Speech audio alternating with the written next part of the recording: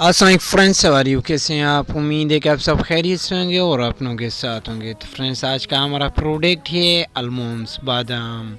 हमारे पास दो क्वालिटी है बादाम की, आलमंड्स की, छोटी और बड़ी, लार्ज एंड स्मॉल। तो फ्रेंड्स, चलते हैं अपने प्रोडक्ट की होलसेल और रिटेल प्राइस। तो फ्रेंड्स, सबसे पहले हम आपको बड़े बादाम की आलमंड्स की प्राइस बताते हैं पर केजी की। यहाँ पर केजी जो है 2600 रुपीज़ में चल रहा है और रिटेल में 700 रुपीज़ 250 ग्राम मीन्स 2800 रुपीज़ तक पर केजी रिटेल में चल रहा है।